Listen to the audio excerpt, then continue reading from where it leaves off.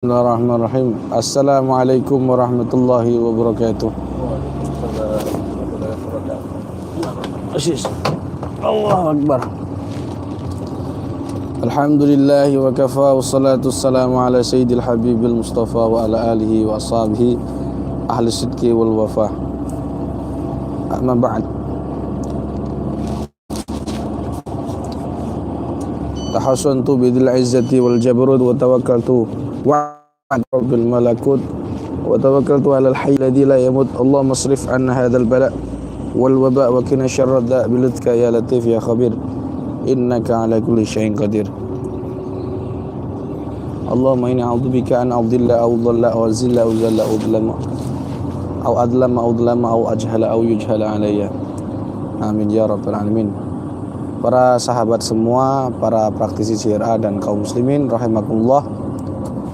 Sekarang saya ini sedang di Kecamatan Waho, Kutai Timur, Kalimantan Selatan.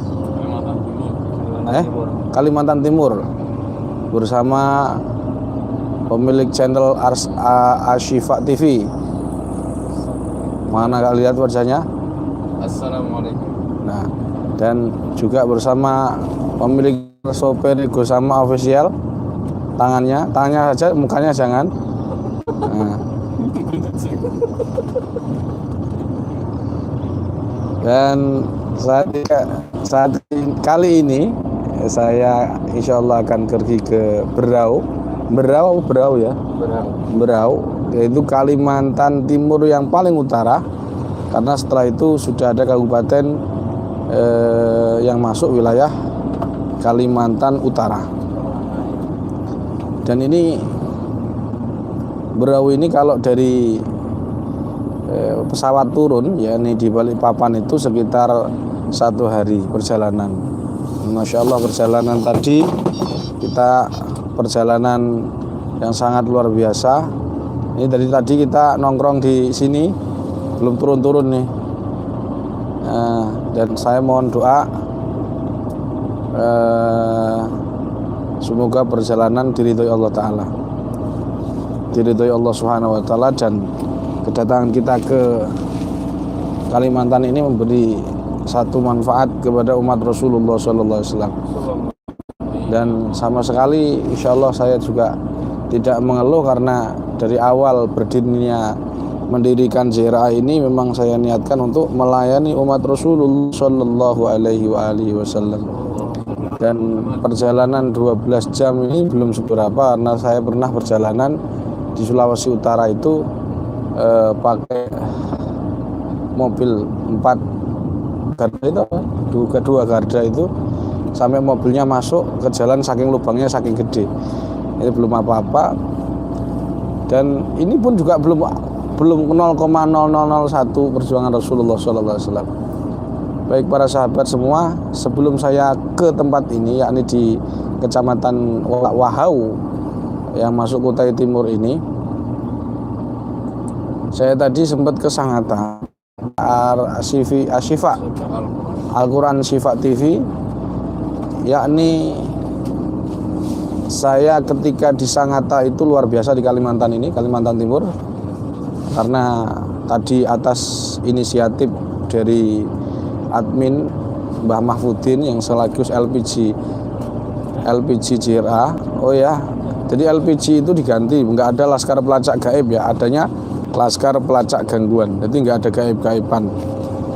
Jadi tetap ada LPG, cuman laskar pelacak gangguan. Fungsinya sama, cuman nggak ada gaibnya. Para saudaraku yang dirahmati Allah Subhanahu wa Ta'ala, ketika di Sangatta itu sangat luar biasa. Saya ketika berjalan belum ada 1 kilometer, kita itu ngitung toko-toko di sekitar di sekitar kanan kiri jalan. Dan bagian dari tanda-tanda kiamat adalah banyaknya dagangin, ya, banyaknya toko-toko, dan itu saling luar biasa, saling serang menyerang kemungkinan, ya, karena diagnosa kita saling serang menyerang. Jadi selama 1 kilometer itu kita menghitung 15 toko yang menurut kita ya, setelah kita deteksi itu, dan tentu menggunakan tidak ngawur deteksinya, dan bukan berarti terus kita indigo begitu, bukan, tapi berdasarkan gejala-gejala sihirnya ada. Jadi selama 1 kilo kita perjalanan, belum ada 1 kilo ya, ada belum 1 kilo Bang? Belum ada 1 kilo, itu kurang lebih lah 1 kilo atau 750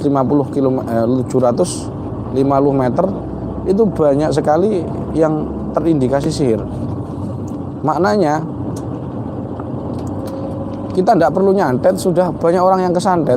Jadi ibaratnya kalau jadi peluang perjuangan itu mestinya banyak perugiannya ya, karena tukang santet sudah banyak, sudah dosa kufur, kayak santetnya tidak mematikan, ya kan? Ya. Masya Allah. Dan itu umat Rasulullah SAW. Ada pula yang pesugihan dan lain sebagainya.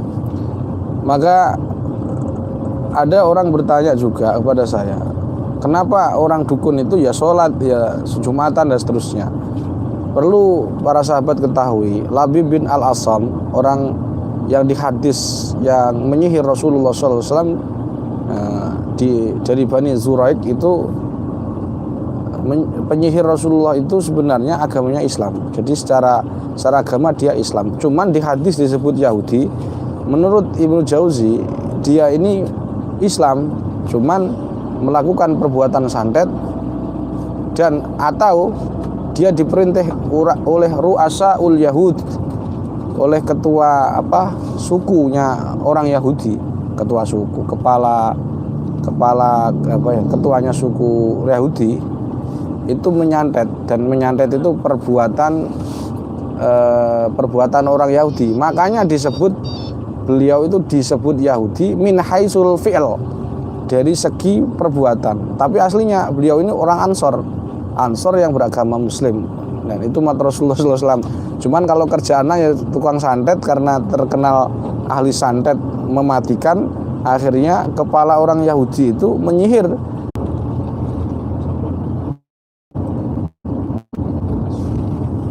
Baik, para sahabat, mandek kiri sebentar ya. Ini biar sinyalnya agak kiri sebentar kiri. Nah, oke. Baik para sahabat semua. Baik para sahabat semua.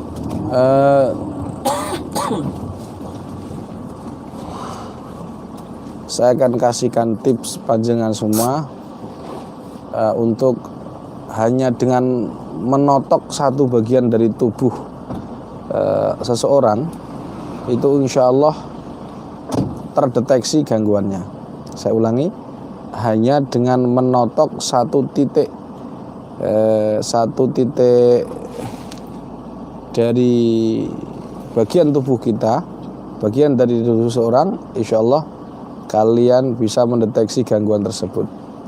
Tapi sebelumnya saya mengajak kalian semua dan yang ada di sini yang mendengarkan terutama untuk bersolawat kepada Rasulullah Sallallahu Alaihi Wasallam. Shallu ala Nabi Muhammad. Allahumma shalli wa sallim ala nabiyina Muhammad alaihi salam.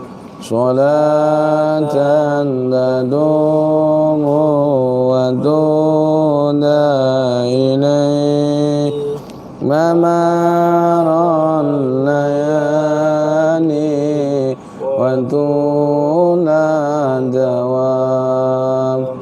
Allahumma salli wa sallim ala nabiyina Muhammad alaihi salam.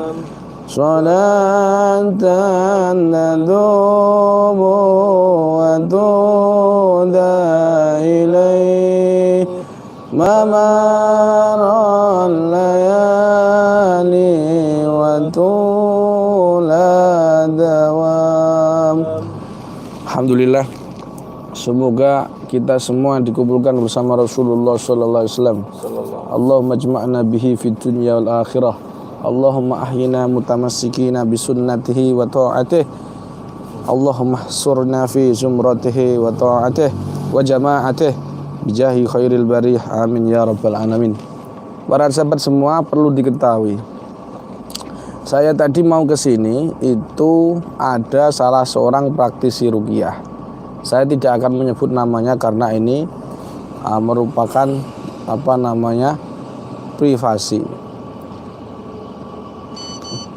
Dari video saya sebelumnya ada keterangan cara mengatasi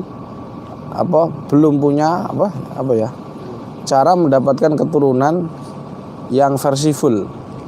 Karena ada 2 video saya terkait yang belum punya keturunan. Nah, salah satu yang belum punya keturunan itu di dalam video saya ada keterangan yang sangat insya Allah bermanfaat. Salah satunya adalah keterangan saya bahwa kenapa orang yang terkena sihir itu belum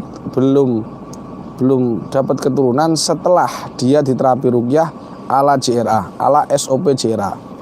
Ternyata setelah saya praktekkan di lapangan, pertama penyebabnya adalah malas. Nah, malas ini maksudnya apa? Contoh di SOP JRA itu buhul sihir disirami selama seminggu. Nah, dia hanya disirami 1 hari, selebihnya malas. Mandi 3 hari berturut-turut di atas tanah, dia malas. Yang kedua, menyepelekan. Menyepelekan bagaimana? Sudah dibilang kalau terkena sihir pasti khodam-khodam santet itu masuk ke rumah dan harus diusir. Di mana posisinya? Di lampu yang sering mati. Nah, dia itu sudah tahu ada lampu mati, diam aja, nyepelekan. Cuma lampu mati begitu.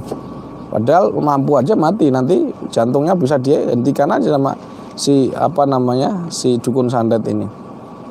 Maka sekali lagi beri sahabat semua yang saya muliakan, kalau terindikasi sihir, maka sekali lagi SOP sihir di JRA itu di halaman 31 dipraktekkan yang serius. Bahkan ada yang subscribe YouTube saya, beliau belum, karena begini, orang yang belum punya keturunan itu 90% itu pasti ada gangguan gaib setelah dicek di dokter tidak ada penyakit. Saya ulangi, hampir 90% rata-rata orang yang belum punya keturunan itu 90% kalau dicek di medis itu sudah normal, maka artinya ada gangguan gaib. Dan ini saya sudah lama saya sampaikan sebenarnya. Cuman ada yang menggugu dan tidak. Dan orangnya sebenarnya tahu saya ngomong ini, sudah tahu dia. Tahu enggak dia? Tahu, guys. Ya wes, mudah-mudahan tahulah. Dan dia sedang melihat saya kayaknya. Membaca komen enggak? Nah, para sahabat semua yang dimuliakan Allah. Nah, maka ketika saya di situ langsung saya tandai yang kita anggap sebagai media santet ya. Santet-santetnya, buhul-buhulnya kita tandai. Dan termasuk buhul sihirul marsus, jadi dilangkai, dan sihir takhtiyah dilangkai sehingga nanti kakinya panas. Nah, ketika saya mau pulang dari, mohon maaf saya kakinya agak ke sini. Ketika saya keluar dari Sangatta, itu tuan rumahnya saya karena tergesa-gesa ya, ditunggu panitia di Waho, mau juga ke Bengalun, Kalimantan Timur juga. Nah, beliau ini perempuan. Lalu saya cukup totok satu bagian, saya baca doa, terus beliau terjadi reaksi, muntah dan seterusnya, tanpa sugesti. Memang kesurupan, muntah, gerakan frontal itu bisa tersugesti dengan hipnoterapi. Tetapi kita ketahui bahkan mental, ketika ada orang nyerang kita, mental bisa juga dengan ilmu sugesti, dengan hipnoterapi.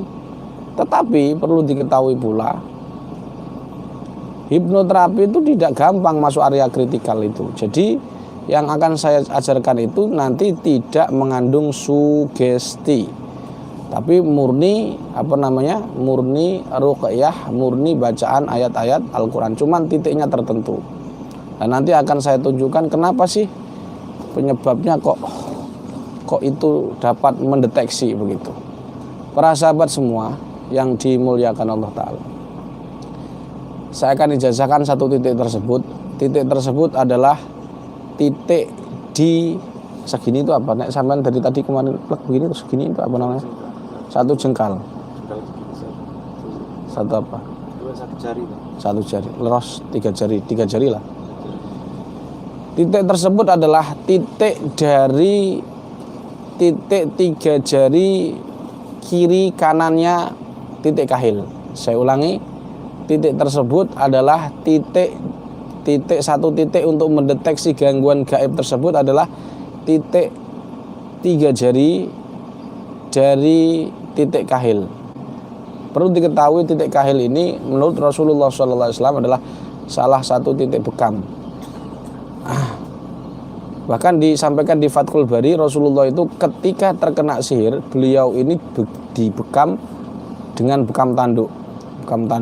Jadi nanti insya Allah setelah kalian belajar ruqyah ini, kalian dibekali bektogur bekam totok gurah, dan itu insya Allah murah ya, cuman 300. Kalau di luar sana itu di total bekam totok gurah itu bisa 3 jutaan, tapi di Cira cukup 300. Kenapa? Karena kita tahu kalian gak gablek duit. Allah. Jadi cukup 3, dan insya Allah nanti ada metode-metode yang lain seperti toya, seperti sakal putung. Insya Allah kita akan juga banyak lah ilmu-ilmu yang fermentasi. Pokoknya herbalis kita ajarkan lah ya, seperti SAM, Sekolah Herbal Muslim. Jadi nanti berbasis Nahdlatul Ulama dan terus dikawal oleh LDPBNO. Jadi jangan usah khawatir panjenengan semua. Jadi tidak hanya ngurusi untuk gangguan gaib, cuman tidak boleh meninggalkan Al-Quran begitu. Bekam pun tidak boleh. Titiknya itu di mana sih? Titiknya di sini. Saya akan praktekkan ya. Wah, ini nggak ada lampu. Ya Pak, ini ada lampunya enggak ini? Coba Pak Muhyiddin, ada lampunya enggak ini? Ini misalkan agak ke sini. Nah, ini ke punggung ya. Oh, ada ke sana. Nih, nah bisa ya, cek ya. Oke. Titik kahil itu seperti ini, bahasa sahabat semua. Ini kok ke sini? Ya, biar terlihat ya. Oke. Titik kahil adalah titik di tengah-tengah antara begini.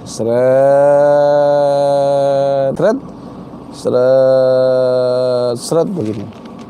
Jadi ketika kalian ada orang yang terkena gangguan gaib, ciri terkena gangguan gaib adalah pertama mudah marah, sering lupa rakaat sholat, was-was, dan itu bukan sugesti. Saya ulangi, itu bukan sugesti.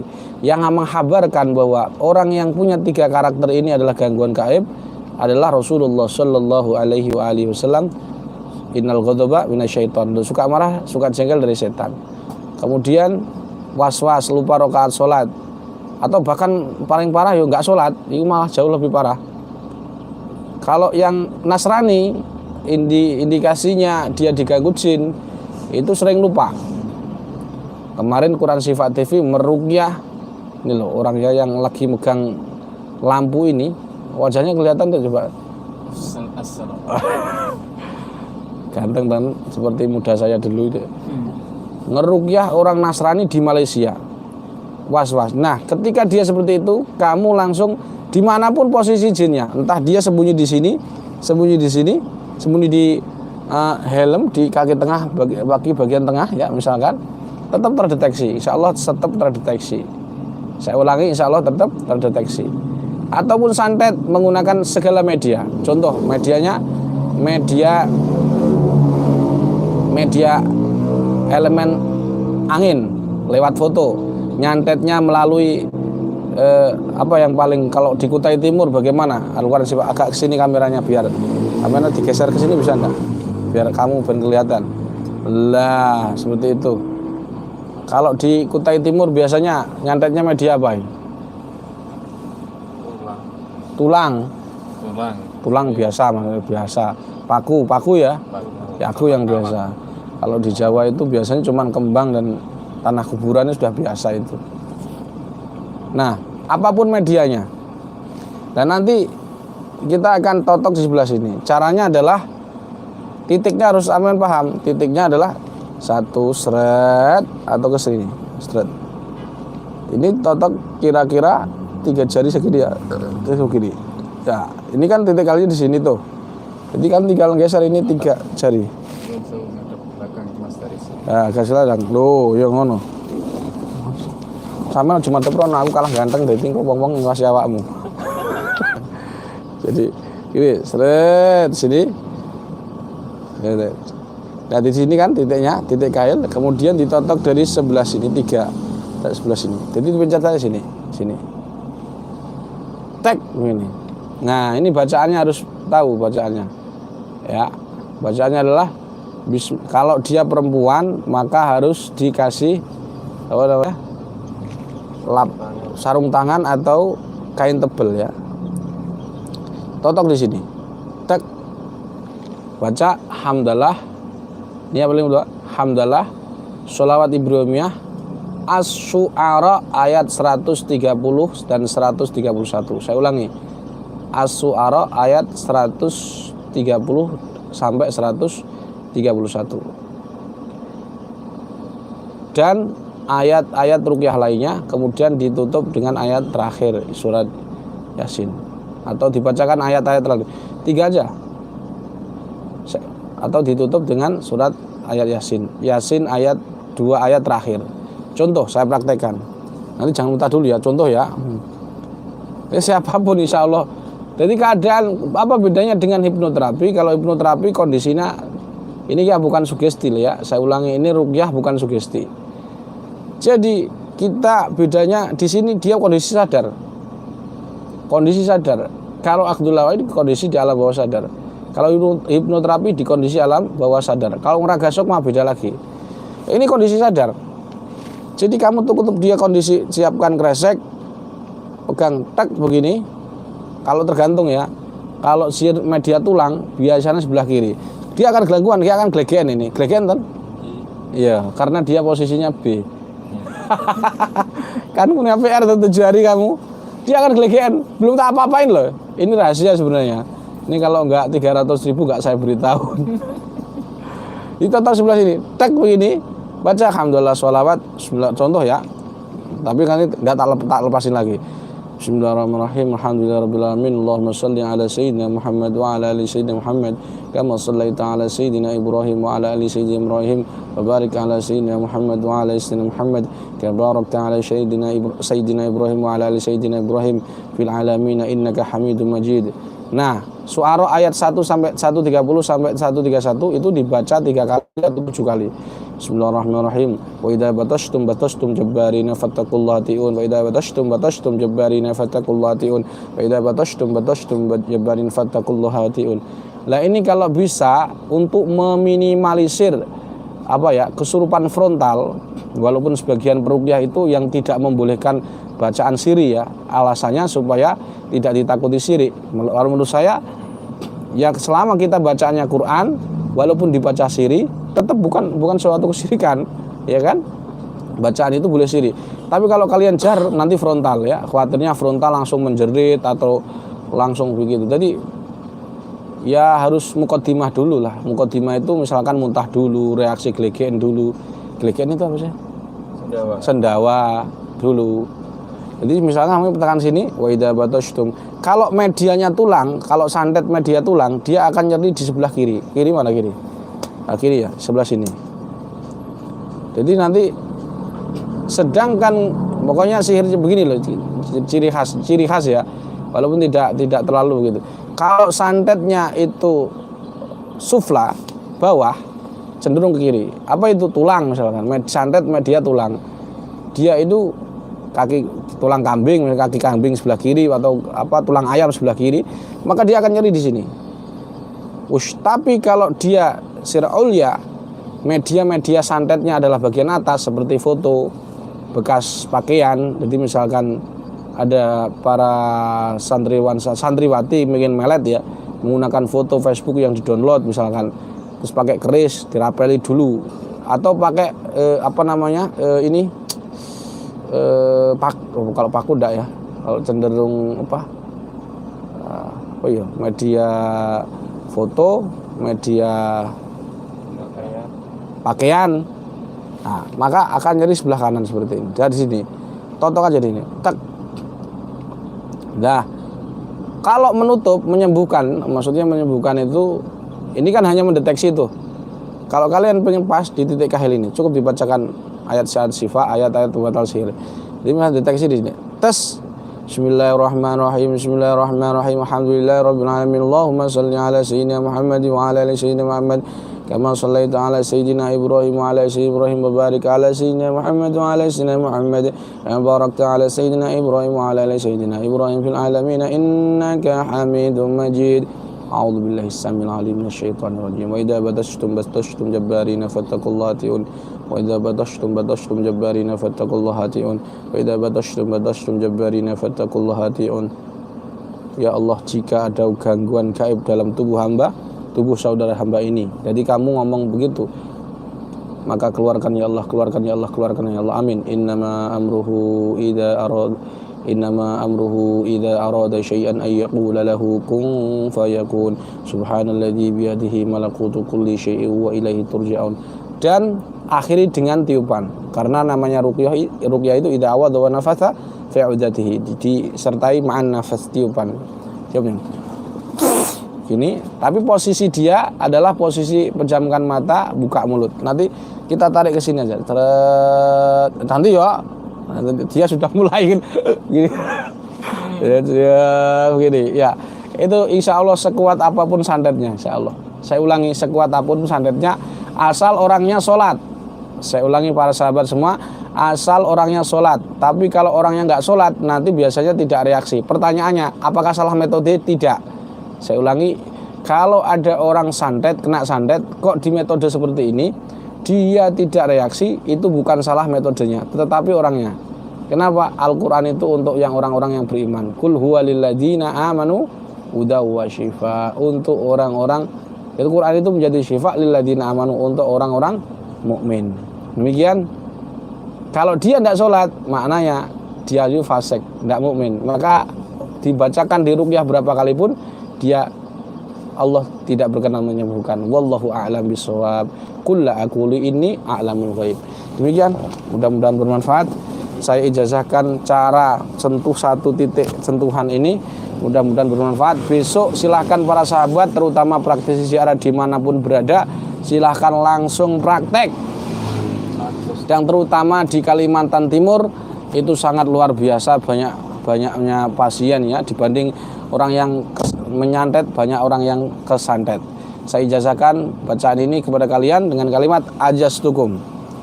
Saya ijazahkan kalimat ini dengan kalimat ajastukum. Saya ijazahkan metode ini kepada kalian dengan kalimat ajastukum. Al-Fatihah. A'udzubillahi minasyaitonir rajim. Alhamdulillahirabbil alamin.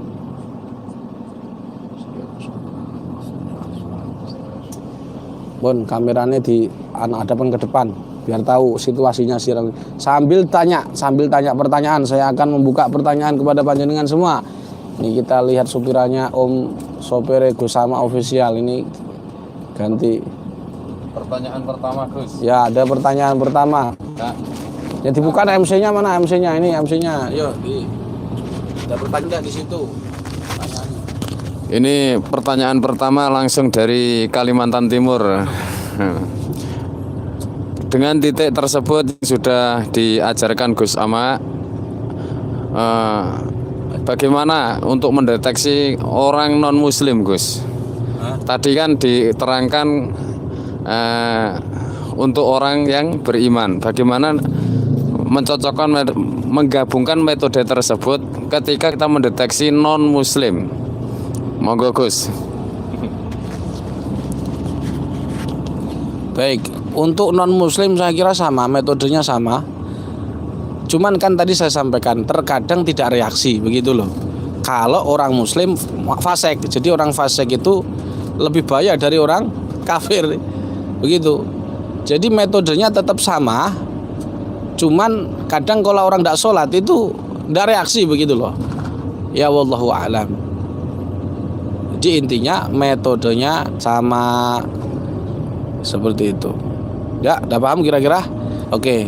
Di situ ada yang online yang ada pertanyaan enggak? Barangkali ada pertanyaan atau pertanyaan sekilas postingan-postingan saya di aja di akunmu di apa? Di anumu dulu. Di HP-mu mungkin ada yang bertanya di sana di online. Ada enggak pertanyaan? Ini sambil melihat ya para sahabat kalian biar mengetahui perjalanan saya di Kalimantan Timur itu seperti apa. Biar tahu perjalanan ini mumpung di kota, makanya kita online nanti. Dan ini nanti kalau ada ibu-ibu ngeriting kanan beloknya kiri, ya, kalian bisa tahu.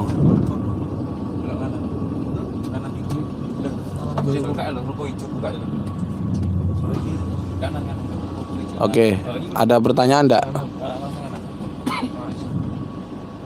Apakah itu ijazah khusus sihir, Gus? Enggak, gangguan gaib untuk semua ya. Jadi itu bukan untuk sihir, untuk pokoknya untuk gangguan gaib. Termasuk untuk ketempelan dan lain sebagainya. Oke, hadap ke sini lagi kameranya. Kameranya hadap ke sini. Kameranya hadap ke sini. Nah, itu karena orangnya sudah nyampe ini sahabat, alhamdulillah. Ada pertanyaan lagi enggak? Saya buka 3 kali saja karena kita mau istirahat. Nah itu sahabat. Itu biar tahu kamera depan itu orangnya. Enggak usah, enggak apa-apa.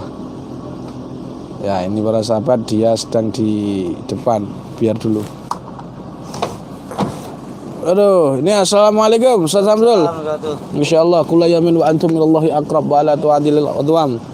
Ahlan wa sahlan. Insyaallah marhaban bik. Itu enggak bisa dibuka.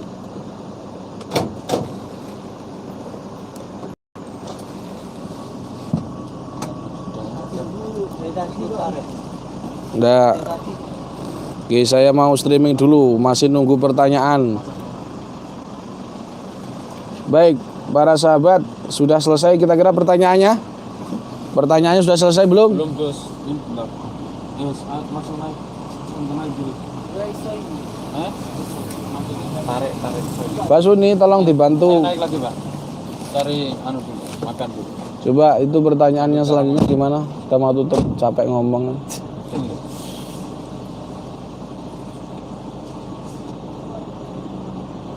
Ini masuk lagi, Pak. Oh, ngono. Yuk, pertanyaannya, Pak. Terus kadung semangat jawab, kalau sing tangok ya wis tak tutup loh. Kasihan mereka kuotanya itu. Karena ada yang lihat saya ini orang-orang desa, orang Pamotan. Orang Pamotan jangan ngowoh loh. Assalamualaikum, Gus. Waalaikumsalam warahmatullahi wabarakatuh. Bolehkah memasukkan jin bandel ke botol? Bolehkah memasukkan jin bandel ke botol? Boleh saja. Boleh saja, tetapi saya tidak anjurkan karena konsekuensinya kalau berkonsekuensi ya monggo. Kalau konsekuensinya begini, contohnya ada ini tempat angker tuh, kamu cara nariknya kamu ke botol tuh misalkan. Lah kalau ada yang sisa itu ngamuk nyurupi orang, itu sulit keluar itu. Dan kita dulu pernah satu ketika ruqyah masal di Bondowoso, saya nggak ngerti, satu itu kesurupan dan tuntas-tuntas. Saya kaget kok bisa ini, kok bisa begini. Singkat cerita tak tanya, ngapain kamu nggak keluar?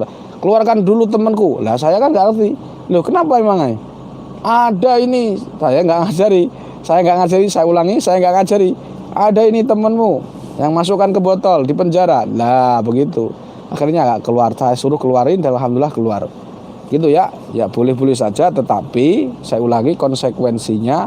Dan jangan kamu ngomong langsung dukun, belum tentu pula. Ya kan, beda kalau orang itu basicnya hipnoterapi ya, dia nggak akan percaya energi seperti ini karena dia tidak merasakan, dia hanya bisa mengetahui itu sugesti dan berkhayal, ilusi-ilusi. Bahkan sihir itu dikilu ilusi, padahal memang sihir itu ilusi. Yukhayyalu ilaihi bisihrin annaha tas'a. Wallahu a'lam. Qul la aqulu anni a'lamul ghaib. Pertanyaan terakhir, Gus. Hmm. Mau tanya. Enggak, ini.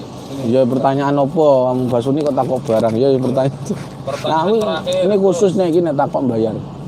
Mbak Suni kalau tanya bayar 50.000. Ini pertanyaan Allah terakhir. Allah. Apakah ada penyakit stroke yang sembuh dengan ruqyah, Gus? Banyak. Udah pertanyaan kok cuma banyak gitu aja, memang banyak. Coba dilihat di itu saya, YouTube stroke banyak. Tapi perlu diketahui para sahabat, peruqyah itu kebanyakan ngupload video itu yang sembuh-sembuh.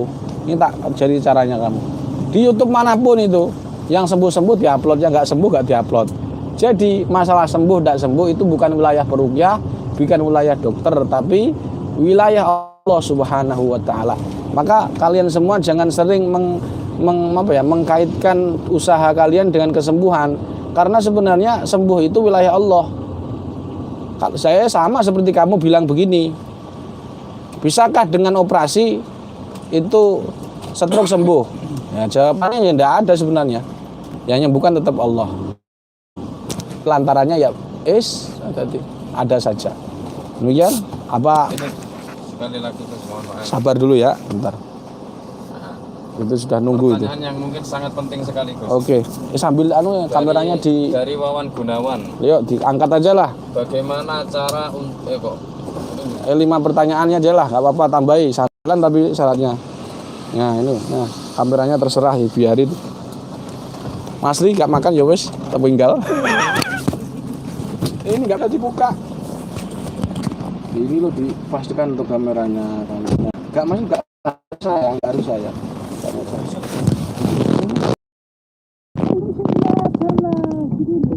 Gini loh, paham ya maksud saya?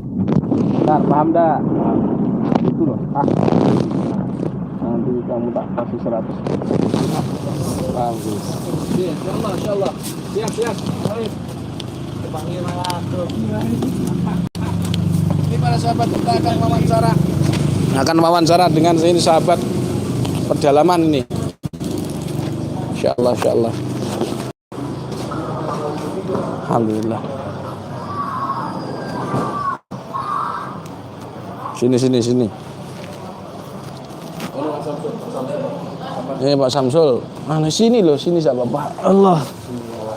Allahu Akbar. Baik. Apa pertanyaan selanjutnya? pertanyaan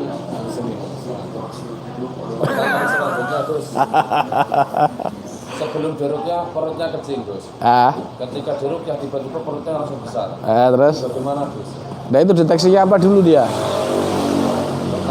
Salah dia. Itu harus dideteksi dulu. Itu salah. Ruqyah kok langsung diruqyah salah. Jadi dia ini kalau dia peruqyah enggak? Kalau peruqyah salah itu dia. Karena enggak boleh langsung ruqyah, harus ditanya dulu keluhannya dan diagnosa baru diruqyah. Lah ini kan dia ruqyah dulu. Ya keliru kan? Akhirnya kan bingung setelah diruqyah kok begini.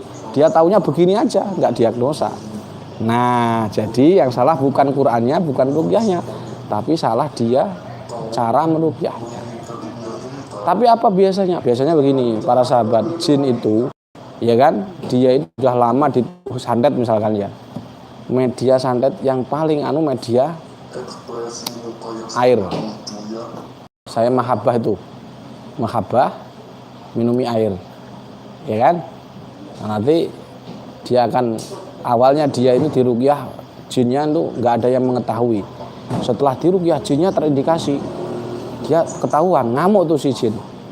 Nah akhirnya nyerang, dengan cara menyerangnya bukan ke peruqyahnya karena nggak berani, nyerangnya ke pasien itu dengan cara menampakkan diri sehingga perutnya kecil bisa menjadi besar. Seperti itu setelah diruqyah, sok-sok kayak dia ini nggak terima diruqyah.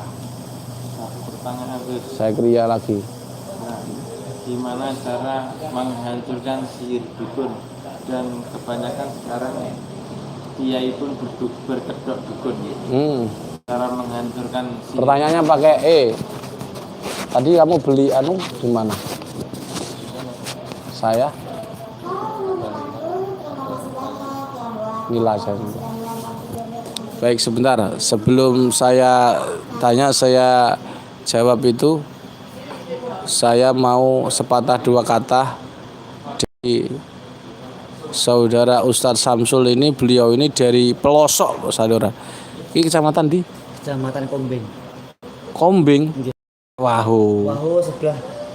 Ini sudah bablas lagi berarti? Ini perbatasan. Ini ikut Wahu. Sing sebelah ini wau Kombing. Jadi perbatasan. Oh. Nggih. Itu lebih jauh dari Wahu ini? Nggih, lebih jauh daripada Wahu. Allah. Ini jadi para sahabat, ini kalau dari pusat ibu kota Kalimantan Timur, ini lokasi yang saya duduk ini adalah 12 jam atau gimana? Lebih. Dari Balikpapan Balikpapan ke bandara 12 jam. 12 jam satu hari, Masya Allah, Masya Allah. Baik, ini kisahnya gimana Pak Samsul kok bisa saya kesini dan kira-kira ada menyapa teman-teman sahabat Ziarah Nusantara? Monggo Pak Samsul. Assalamualaikum warahmatullahi wabarakatuh. Terima kasih sudah diberikan waktu kepada kami dan luar biasa, dan saya sangat senang dan bahagia guru Mujiz JRA sehingga di kecamatan paling pelosok di Kalimantan Timur. Jadi saya tidak bisa mengungkapkan saking senangnya dan saking bahagianya. Dan saya menyapa untuk teman-teman JRA Nusantara. Kita harus berjuang dan berdakwah memakai bendera JRA. Insya Allah kita akan bersama beliau Gus Alamuddin. Terima kasih. Assalamualaikum warahmatullahi wabarakatuh. Semua saya tanya-tanya dulu. Nggih. Di sini saya ada beberapa pertanyaan sih. Sampai sudah ikut JRA berapa tahun? Berapa bulan? Berapa? Saya mengikuti JRA pelatihan tentang tahun 2019 bulan Februari. Sudah 2 tahun dari sekarang. Ya, alhamdulillah luar biasa, dengan barokahnya JRA kita mendapatkan ilmu yang sangat luar biasa yang bermanfaat bagi masyarakat di daerah di sini. Alhamdulillah barokahnya JRA Gus. Tanya lagi. Pertanyaan 3 baru 1. Kira-kira kalau di sini ada enggak kasus-kasus seperti sihir dan seterusnya? Gangguan gaib maksudnya. Ya, kalau di sini daerah Kombing, Waho Kombing Telen, di sini mencakup dari 3 kecamatan dan Gus. Tapi justru kadang dari Berau pun kadang ke sini juga. Dari perbatasan Berau itu sering minta tolong ke JRA di sini. Kasus sihir di sini luar biasa banyaknya. Karena seperti halnya di sini rata-rata orang yang usaha. Jadi saya pernah menangani kasus sihir Gus sampai 8 bulan Gus. Jadi kamakola Gus sama. Jadi sabar, suruh sabar. Nah, jadi kemarin pun sama. Ini sampai 3 bulan sampai 4 bulan. Ada yang kasus sama. Tapi bilang itu masih ada sampai ada yang lebih lama lagi. Ada yang 8 bulan. Saya 22 tahun. Subhanallah. Terkena sihir belum sembuh sampai sekarang. Ya. 22 tahun. Jadi di Tuban itu ada 22 tahun terkena sihir belum sembuh. Ya memang. Jadi para sahabat, sihir itu adalah maridun minal amrod. Jadi penyakit biasa. Bukan penyakit yang dikhususkan untuk orang awam. Kalau kalian berakidah seperti itu, hapus itu karena salah. Kenapa? Apa buktinya? Nabi Musa alaihissalam juga terkena sihir. Yukhayyalu ilaihi bisihrim anha tas'a. Kemudian Rasulullah juga terkena sihir dari Labib bin Al-Asam, yang beliau itu yukhayyalu ilahi, yang beliau itu juga berkhayal seolah-olah melakukan sesuatu padahal beliau tidak melakukan. Artinya sihir ini adalah ujian Allah kepada orang-orang beriman. Maka jangan katakan orang yang terkena sihir itu ada orang-orang yang buruk, perilaku buruk dan seterusnya. Itu adalah umat Rasulullah SAW. Dan sihir adalah maridun minal amrad. Kita tahu banyak orang di sana nangani dukun dan seterusnya. Tapi lama-lama duit juga akan tersantet. Kan begitu. Akhirnya dia nggak kebal santet, tidak ada yang kebal santet. Hanya Nabi Sulaiman alaihissalam. Baik, itu. Jadi maka terkadang kalau yang bisa kena sihir itu hanya orang awam, saya pastikan kalian akan kecewa ketika ada peruqyah kena santet. Faktanya mereka juga kena santet dan saya menemui sendiri.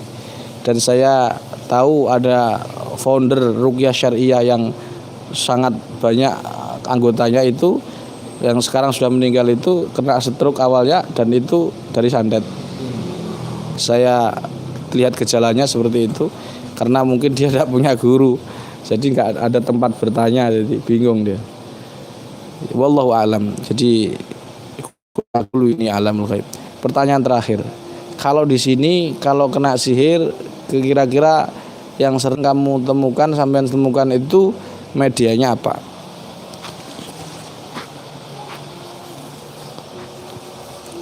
Sihir yang di sini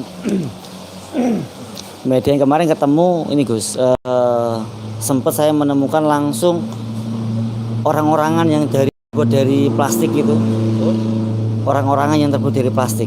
Nah kemudian dibungkuslah dengan bungkusan klobot, bahasa klobot ya, dibungkus itu jagung ya, klobot jagung dibungkus itu, kemudian ditaruh depan rumahnya.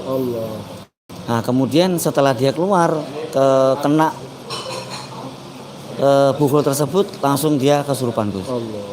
Jadi otomatis saya langsung ditelepon, kemudian saya ke sana. Waktu itu buhulnya langsung saya netralkan, saya bakar. Padahal orang yang kesurupan tadi tidak mengetahui, saya bilang panas, padahal dia tidak melihat saya. Dia mengatakan panas, berarti betul-betul buhulnya. Terus bagaimana kamu dulu mencari bukulnya? Kaifiahnya seperti apa? Kebetulan kalau yang itu tadi Udah lama ya? Ya, jadi langsung atau gimana? Itu langsung. Kaifiahnya kalau yang biasanya Gus, jadi tak suruh mendeteksi SIM markiyah yang ketarik di mana, itu nanti kita cari. Dan itu pun biasanya saya mencari ini energi yang di dalam rumahnya, tak suruh mencari sendiri dengan cara metode memakai markiyah. Jadi kita dengan tawasum kita di situ sudah ada, kita meyakinkan dengan markiyah bahwasanya ada energinya. Baik, di ruqyah itu semua metode boleh-boleh saja, asalkan tidak syirik. I'radu alayya ruqakum la ba'sa birruqa ma lam takun fihi syirik. Jadi jangan sering menyalahkan orang, seperti ada orang masukkan botol, masukkan telur, jangan suka nyalahkan, karena walaupun dicira tidak pakai, tapi tidak boleh tiba-tiba terus nuduh orang berbuat kesyirikan dan seterusnya, jangan seperti itu. Demikian, mudah-mudahan ada pertanyaan lagi tidak? Pertanyaan satu dari sopir Gus sama official ini tanpa settingan, tanya dulu ukurannya kayak itu. Tanya dulu sini, duduk jangan bagus. Assalamualaikum warahmatullahi wabarakatuh.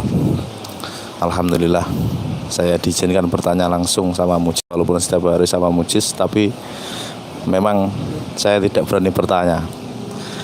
Yang mau saya tanyakan, Gus, apa perbedaan Ini mungkin mewakili praktisi-praktisi yang baru. Mohon maaf kalau sekiranya belum paham. Apa perbedaan vibrasi dengan sihir langsung? Kalau sihir langsung kan tidak ada medianya. Pernah panjenengan jelaskan ke saya itu tidak ada medianya, tapi untuk mengungkap mendeteksi gangguan sihir langsung itu bagaimana begitu?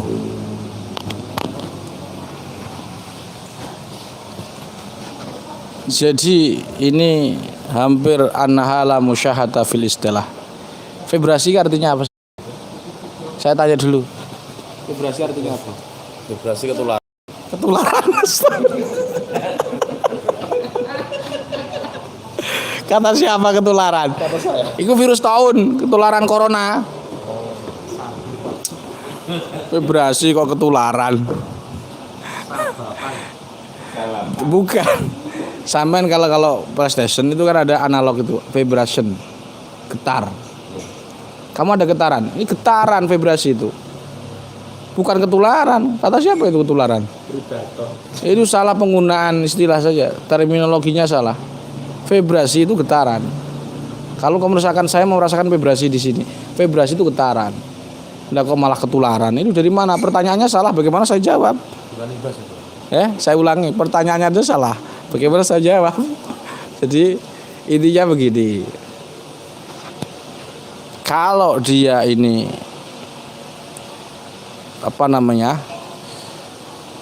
serangannya dari depan, tiba-tiba mual muntah, itu bukan dari santet, itu dari energi yang luar. Misalkan dia tempat angker, dia akan deteksi diserang si jin secara langsung. Tapi adapun untuk kena sihir santet langsung itu biasanya memang langsung ke belakang ke titik kahil dan sekitarnya itu. Jadi dia akan merasakan di sini ya seperti tadi di cenut panas gitu. Lah kayak kamu kemarin mates langsung perutmu gede. Lah itu karena kamu kebanyakan makan. Karena vibrasi tadi. Ya, itu tahu ya. Jadi itu serangan. Iya, belakang. Kalau sihir itu belakang. Kalau serangan itu dari depan. Sebenarnya vibrasi itu selama dia itu A, insya Allah nggak ada vibrasi. Kalau dia kok muntah, artinya dia sendiri bermasalah. Di sebelum ruqyah dia sudah ada energi reduksi energi jinnya di alam tubuh. Cuma dia nggak merasa. Contoh ya. Dia mau meruqyah orang, iya kan? Dia terlalu banyak megang, kan SOP-nya tidak boleh terlalu banyak megang. Di buku halaman 119, cara menangani orang kesurupan, tidak boleh terlalu banyak nyentuh. Lah dia ini orang kesurupan frontal dipegangin terus, maka secara otomatis di tangan-tangannya ini ada vibrasi. Didiamkan, dia tidak setelah ruqyah orang, dia tidak ruqyah mandiri. Lah kan salah. Padahal sudah saya sering sampaikan, kita ini semua di hadapan Quran semua pasien. Enggak ada peruqyah, enggak ada pasien. Enggak ada marki-markiyah. Ini hanya istilah ruqyah saja, tapi hakikatnya tidak ada. Lah setelah ngeruqyah orang, dia ini tidak ruqyah mandiri. Fatal enggak? Fatal. Akhirnya terjadi di sini energi. Terus dia ngeruqyah lagi, wong ini belum selesai tangannya tadi. Lah, fatalnya setelah 3 hari masuk tuh energi. Ya kan? Masuk ke dadanya misalkan lah. Dia ngeruqyah orang kena santet. Terjadi reaksi enggak? Muntah. Padahal jadi terjadi reaksi ketika dia sebenarnya di dalam dulunya sudah ada gangguan. Enggak ada vibrasi. Itu kamu vibrasi di dalam tubuh. Contoh seperti ini. Nah, enggak saya tunjukkan, saya ulangi. Nanti kalau dia desa buhul, dia akan muntah. Kenapa? Karena di dalamnya sudah ada bersantet tadi. Ya, dia terjadi ketika ngeruqyah, kesantet orang, ruqyah aktif. Saya ulangi, santet aktif. Artinya santet aktif, dia si dukun masih aktif menyerang. Maka ketika dia meruqyah dukun itu, dia akan kena serangan juga di saat itu. Lah kas pulang dia lupa nggak ruqyah mandiri. Dan saya anjurkan ruqyah mandiri di kamar mandi tanpa baca apapun, pokoknya niat dikeluarkan. Kenapa? Khawatirnya kalau di rumah pasien kamu muntah, kan malu. Kayak logonya JRA, pasiennya muntah, peruqyah juga muntah, kan takut pasiennya ya. Seperti itu aja. Wallahu a'lam. Kullu ini alamut. Demikian para sahabat, Jadi saya ulangi, saya ijazahkan 1 titik untuk bagi yang baru datang. Saya ijazahkan 1 titik yaitu di titik tengah, di agak ke sana. Mundur. Ada titik kahil ya, dari sini, seret, dari sini, seret, 3 titik, jengkal, 3 jengkal. Ya, dari jengkal 3 jengkal. Ini cabang rembang ya. Jadi yang ini sudah insya Allah lampunya sudah lunas. Ini titik kahil di sini. Muat 3 jengkal sini, telak, ditutup di sebelah sini, tes, dibacakan hamdalah, sholawat, ibrahimiyah, wa idza batashtum jabbarina fattaqullaha wati'un as-su'ara ayat 130 131. Kemudian ya Allah, jika ada gangguan gaib, seluruh gangguan gaib ya, tidak hanya sihir, ketempelan juga bisa, ain yang ada benjolannya juga bisa. Ya Allah, jika ada gangguan gaib atau bisikan korin, ada bisikan korin dan lain sebagainya, ya Allah sembuhkan ya Allah, amin amin. Innama amruhu idza arada syai'an ayyaqula lahu kun fayakun wa subhanalladzi biyadihi. Ini tiga ini. Subhanalladzi biyadihi malakutu kulli syai'in wa ilaihi turja'un. Tarik, buka mulut. Nanti misalkan saja. Saya ijazahkan 1 sentuhan ini untuk kalian dengan kalimat ajastukum. Demikian, assalamualaikum subhanakallahumma wa bihamdika asyhadu an la ilaha illa anta astaghfiruka wa atubu ilaik. Sebelum ditutup, kita setelah saya salam semua melakukan mars jiarah. Ya. Assalamualaikum warahmatullahi wabarakatuh. Waalaikumsalam warahmatullahi wabarakatuh. Bersama Nahdlatul Ulama, Jamiyah Ruqyah Aswaja, lahirlah pejuang sejati, berilmu dan bertakwa. Al-Quran dakwah kami berjuang, kami militan taat pada sang guru, membantu para marki menggapai kesembuhan menuju kebahagiaan. Jangan menyerah, Allah bersama kita. Kemaksiatan menuju ke Allah, kita ke akhirat. Semangat mendawatkan Al-Quran sebagai sifat bersama Nahdlatul Ulama. Siapa kita? NU. Siapa kita? NKRI. Pancasila. Tepuk semangat. Semangat.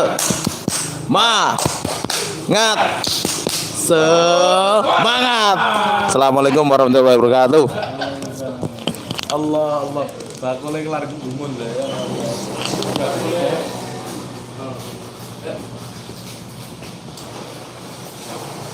Oke.